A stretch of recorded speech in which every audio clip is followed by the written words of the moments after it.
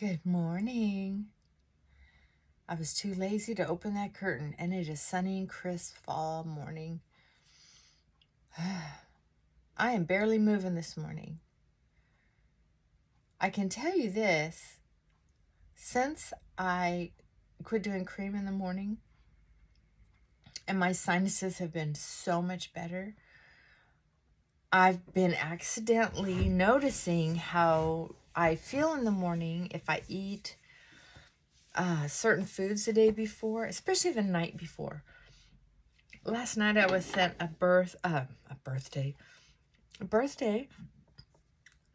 Christmas present I get every year from my accounting people for my business, and they send me these. It's a little stack of boxes that get progressively smaller. I think it's from a company called Wine and Company, but instead of sending me wine, because I don't drink, they send me these little treats. And they have these little chocolate cupcakes. And they're full of preservatives and everything that nobody should ever eat. But I gave in and I ate 3 or 4 of them. They're really small. They're about as big as this little template, only maybe 3 times, 4 times as thick. I mean, they're very small, like the size of a healthy sized brownie that someone might give you. Oh my God, they were so tasty. My taste buds were like in heaven, and I didn't even like them that much last year, but I ate every one of them in the pack, and I woke up this morning so stiff, so groggy. I had a hard time getting to sleep last night. Why am I whining? Because I'm stiff. I'm groggy. Sometimes it's okay to whine if you have a sense of humor about it, right? I am so over. There are certain personalities, and I was one of them for a while, that would get just super focused on whatever singular thing I was whining about. And there was hell to pay if it happened to be one of those when it rains it pours phases. So let's talk about whining this morning. Am I stiff? Yes. Am I groggy? Yes. Does it matter? No. Am I still going to go to work? Yes. Will it make work harder? I sit on my butt all day. I mean, seriously. I have a hot pad in there.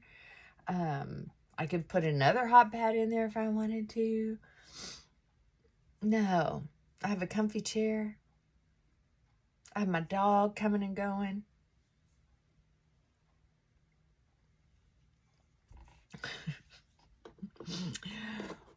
So Frankie cannot not bark. Oh.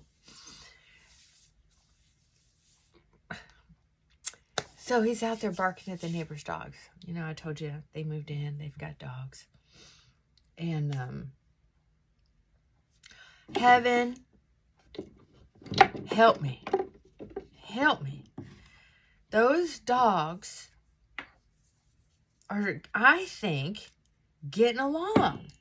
However, Frankie is still a little aggressive and barks too much. Just, especially if I go outside.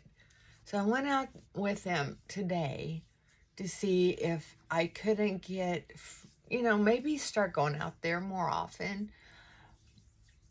It's not a perfect color match, but I just want some color today. Good grief. I've been a pale girl for a while. Dang.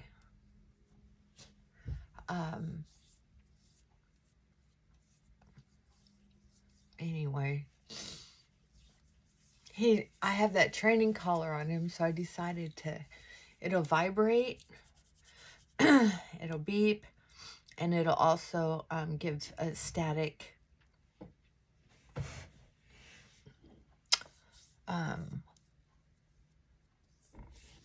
battery current. Microscopic, but they can feel it. And the thing is, like lightning or thunder, or a strange sound, dogs don't like it when there's something they don't know going on. So even though I can put my hand on it and I think, well, that's not doing anything. I mean, it's like taking this. I took it to 25, I think, and that's what it kind of made me feel like, or like a little bit of cold. But we don't know what dogs are feeling. And what I do know is they don't like things they don't like or that they're not familiar with. So anyway, he's out there barking like he's never been trained. Barking, barking, barking. Then I get out there and it gets all aggressive. Through the fence, of course. Thank God. And I was thinking, I know I'm all over the place, but hear me out. This is where my brain goes. So when we love someone, and we've had, no, you're not jumping up here. You've been out in the mud. Go on. Come on. Come on. Come through. Frankie, come. Come. No, come. Good boy. Okay, go on. He likes jumping up. He just loves being right next to me. Come on, let's go. Jump. Jump. Jump. So now he's gotten to jumping on my stool to get up, and he just loves that. Hi, baby. So then I was thinking, you handsome boy. You handsome boy.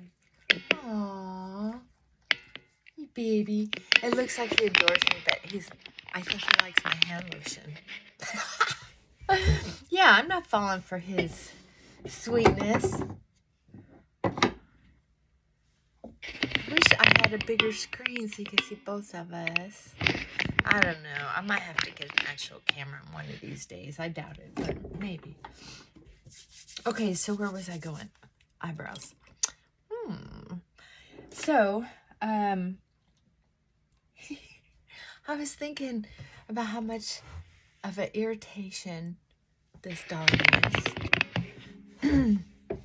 And thinking how he just doesn't fit in the neighborhood with, oh, yeah, I go for a walk the other day, and there's all my walkers that used to walk past my house with their little dogs and their big dogs. They used to come by my, wave at them. Oh, it was great until I got this one. And now they don't even walk by my house. I haven't seen him forever. I was telling someone I was talking to on the phone. Was it Chrissy? It wasn't a client, I don't think. Maybe. You know how sometimes you do just a little bit of, oh, well, I got to put on some makeup. I have to get to work. So anyway, I was like, yeah, my neighbors don't even walk by anymore. Yeah, well, they're walking down another street. I miss them. And it's kind of like having a relationship with a human, too. Is some people, just because of how they behave, require your world to get smaller. Like I remember, I had a gal, I really liked her because she was a loyal friend, and at the time, I was working so many hours that I just didn't have it in me to keep trying to look for for friends at the time. That's a true story. That's how I learned more about my personality, is I realized that some of my friendships were based on me being lazy and or overbooking work to where I didn't have any time to socialize. Anyway, my world got pretty small because she was obnoxious. She was super obnoxious. But she was spontaneous and fun and energetic and generous. Oh my God. She was something.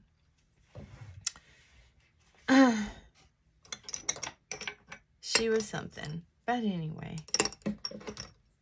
we didn't end up keeping in touch because she had some political beliefs that I'm putting on powder.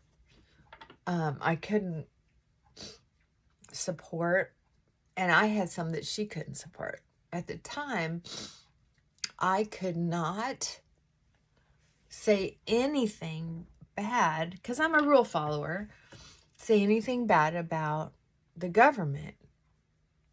I had a government job. They paid me. And saying anything bad about the government could lose my job. That was the rules. And if people broke the rules that worked there, I didn't hang out with them.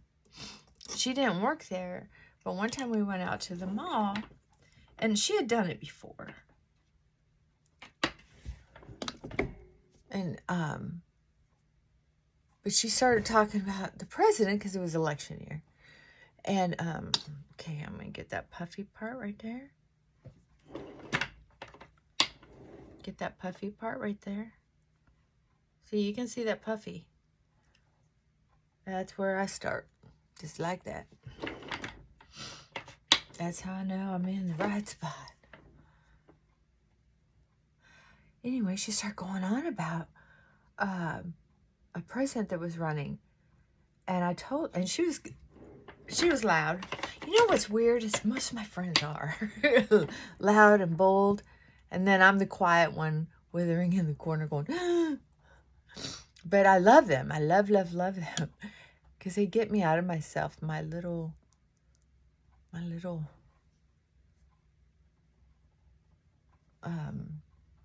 square self.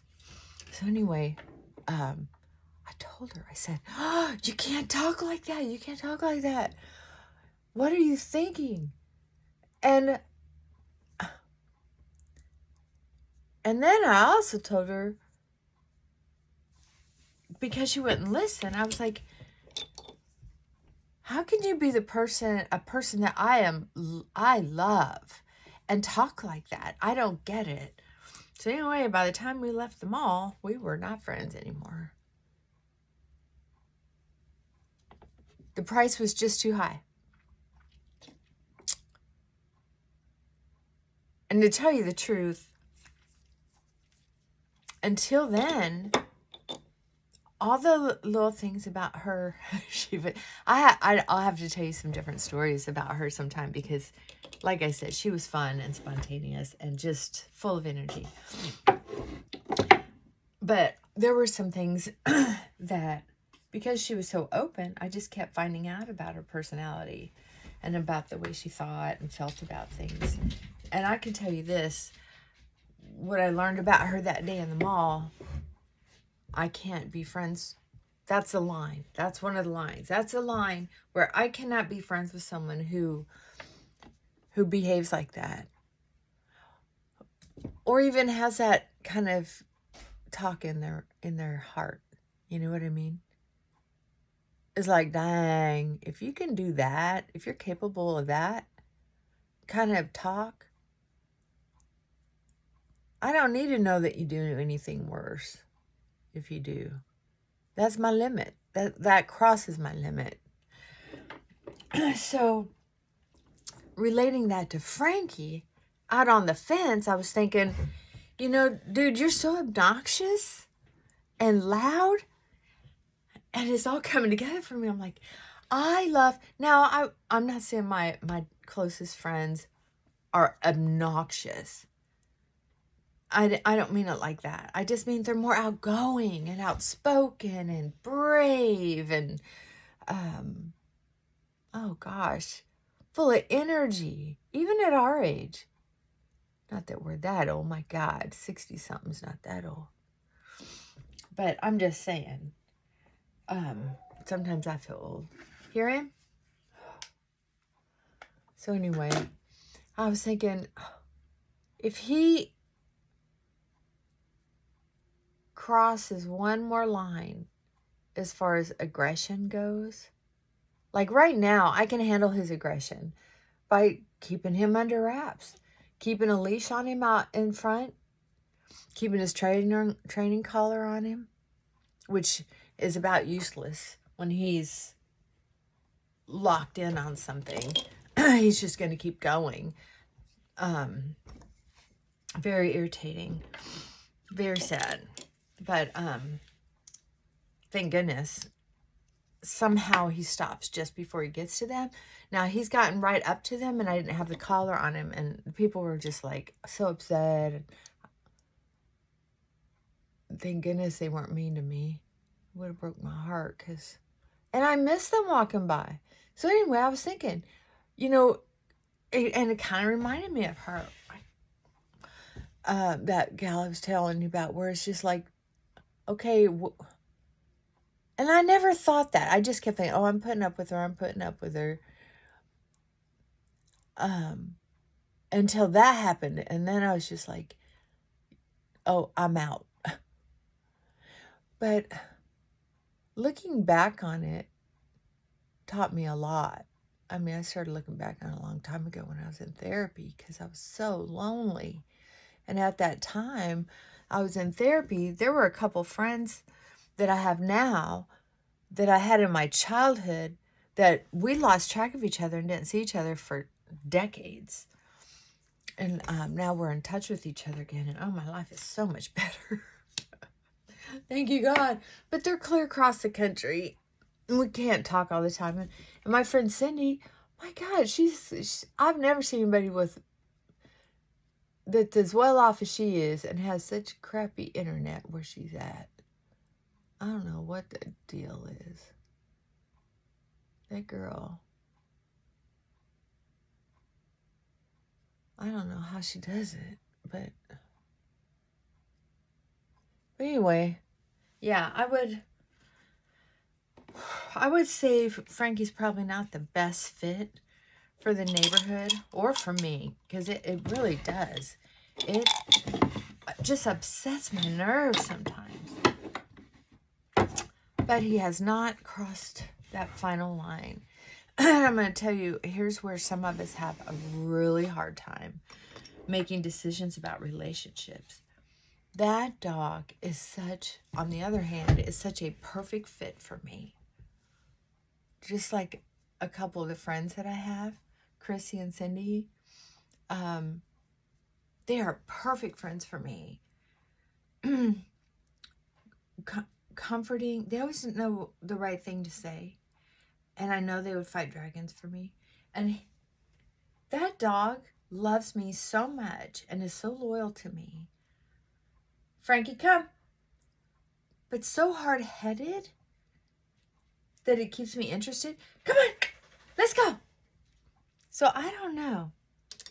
He's not going anywhere. He'd have to cross a major line.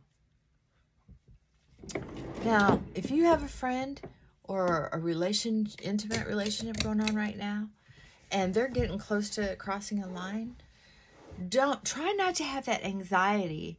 I don't have this with Franklin anymore. Sir Franklin, come on, come. Because I have committed to him, because at his level, I was wondering there for a while.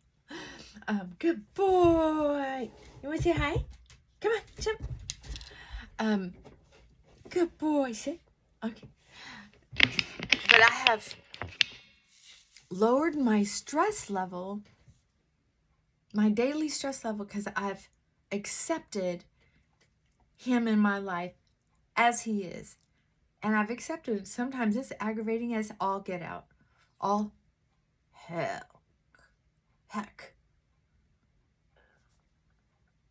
But he hasn't so I just don't stress about breaking up with him anymore. Now, there's a time when there's you'll know when to get out Because there's a time when you're done. If you're really smart, you'll add up the math and think, this just isn't good enough match for me. But I'm too stubborn for that. I have to actually be last straw done before I give up on anyone or anything. And then if I do the math, I think, well, I'll hang around. Or, simple math doesn't usually get me to leave, but it can get me to stay. Hey, I love you. Gotta go. And we're going to work, right? You ready to go work? Yeah? All right. Bye for now.